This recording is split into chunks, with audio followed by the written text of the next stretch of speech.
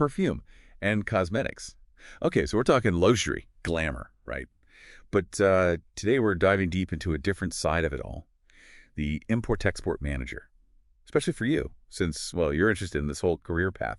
So let's break it down. What does it really take to make it in the global world of fragrances and cosmetics? It's really more than just, the products themselves at Glamour. It's a whole global network.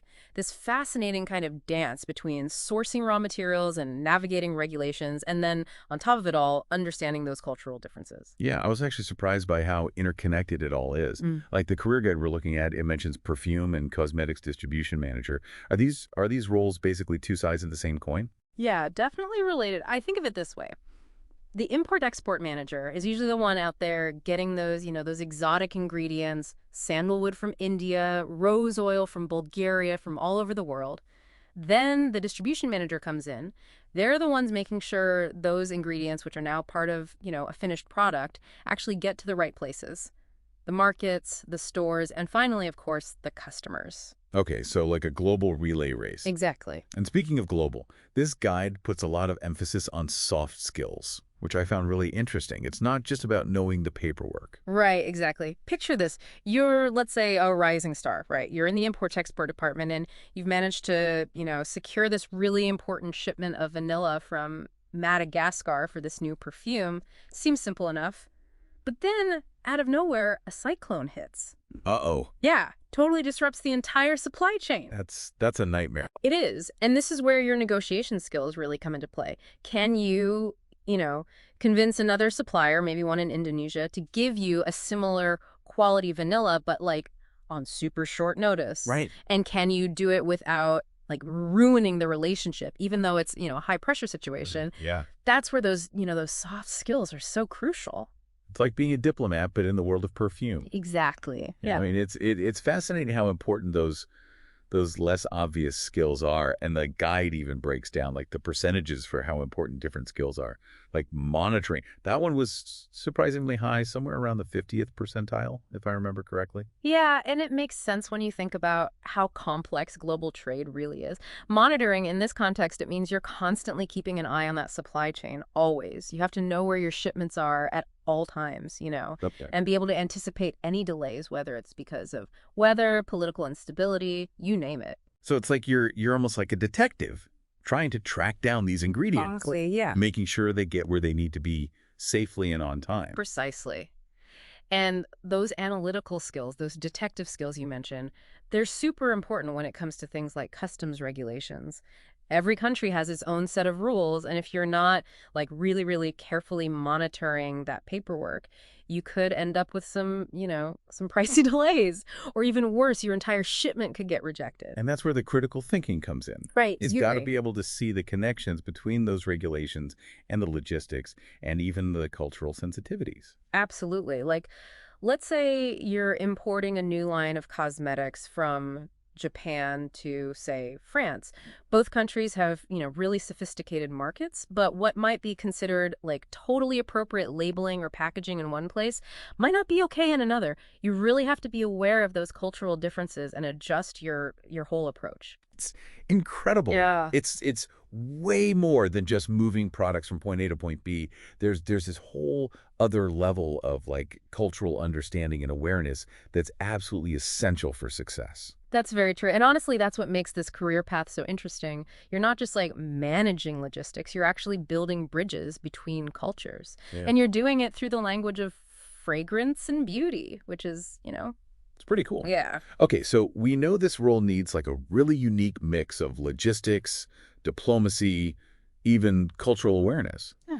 But how do you actually, move up in this industry? The career guide we have, it actually maps out different stages, which I thought was pretty helpful. Yeah, it's like a roadmap. It shows you the different paths you can take and like those milestones in your career. You might start out as, let's say, an import-export coordinator. Okay. That's where you're really in the thick of it, the day-to-day operations. Think of it like, learning the ropes, mastering the paperwork, really getting a feel for how those international shipments work. So you're learning the lingo, like Incoterms. Yeah, Right. exactly. Yeah. Those international commerce terms that tell you who's responsible for what in a global transaction. It's almost like learning a new language. It really is, in a way. And as you become, let's say, more fluent in that language of global trade, you might move up to an import-export specialist role. Okay.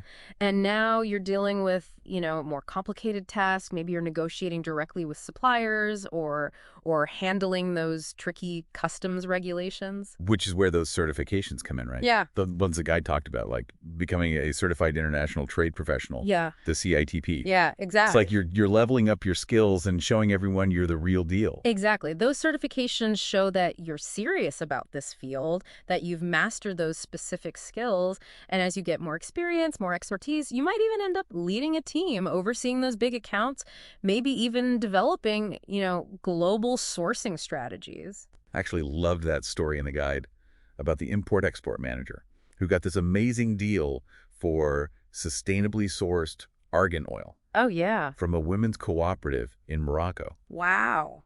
So not only did they, get a vital ingredient, but they also helped support a whole community in ethical sourcing. That's a perfect example of how this job, it's not just about business, you can actually make a real difference, make connections that go way beyond just like transactions. You can build real partnerships. So you're like a global ambassador in a way, You are, yeah. connecting the dots between like what people want and where it comes from, Right. but also, making sure it's done ethically and sustainably. Exactly. And as you're, navigating those global waters, it's really important to build up a strong professional network. Okay, how do you do that? Well, there are organizations like the International Federation of Essential Oils and Aroma Trades. We call it IFAT for short. They have amazing resources, tons of networking opportunities. So it's like you've got this global tribe, Yeah, exactly. people who really get it, the challenges and the rewards of this industry. Yeah, they can give you advice, mentorship, even just be someone to talk to when you're facing those inevitable hurdles that come with, global trade. It's a tough world out there sometimes. It really is amazing when you think about that whole journey, from finding those raw ingredients, Yeah.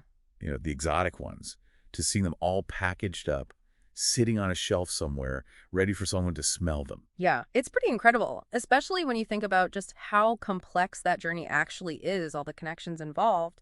The guide even has this sample interview question, right? Something like, tell me about a time you had to overcome a major problem during the import-export process. Oh, interesting. What did you learn from that? That's a really good question because it gets at, what this job is all about, right? It's not just knowing the rules. It's Yeah. about being able to adapt, to be resourceful, to think on your feet. Yeah, for sure. Think about it. You've arranged this whole shipment of, let's say, Rose Absolute from Grasse in France, famous for its fragrance, right? Oh, yeah. Everything's, totally set, meticulously planned. Then, boom, you find a problem with the paperwork, something that could delay the entire thing. Oh, no. And that's where your knowledge, but also your communication, that's where it all matters. Right. You got to figure the problem fast. And then you have to talk to everyone involved, the supplier, whoever is transporting it, customs officials. Right. And you have to be clear, you have to be calm, and you have to find a solution and fast a solution that keeps things moving. Yeah. Oh, and you might have to do all this in like 3 different languages across multiple time zones. No big deal, right? It's like a high-stakes puzzle, but instead of pieces, it's relationships and regulations and these incredibly valuable scents. Exactly. And the more you deal with these kinds of situations, the more you deal with those challenges, the better you get at it. You really hone those skills and you build trust with everyone, your colleagues, your suppliers, your clients. And speaking of trust, the guide also talks about like the money side of things, letters of credit. Oh, yeah, those. That sounds kind of intense. It's all about making sure those transactions, especially the global ones, they happen smoothly and securely. A letter of credit, it's basically like a promise. The buyer's bank is promising to pay the seller's bank, but only once certain conditions are met. So it protects both sides. Exactly. Yeah. Especially when you're talking about, a lot of money crossing international borders, it minimizes the risk. So it's like a safety net in a way. You got it. It keeps those transactions moving, makes sure everyone gets paid, and of course ensures that those precious ingredients are always on the move. I love that.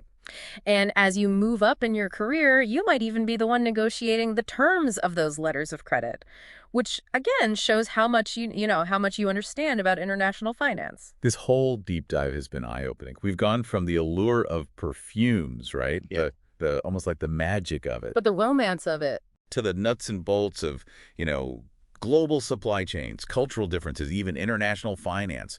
What a journey. It really is. And the best part, we're just scratching the surface. This whole import-export world, it's always changing. There are always new trends popping up, new challenges, new opportunities. You never stop learning. So to our listener out there who's thinking about this career path, all we can say is embrace the chaos, embrace the complexity, stay curious, never stop learning. Here. The world of fragrance and beauty is out there. It's waiting for you, and it's full of incredible opportunities. It truly is. And who knows? Maybe someday you'll be the one guiding someone else through their own deep dive, sharing all your knowledge about the world of import-export. I love that. Full circle. That's fantastic. It's been such a pleasure. This has been an amazing journey. Until next time, keep exploring, keep learning, and keep diving deep.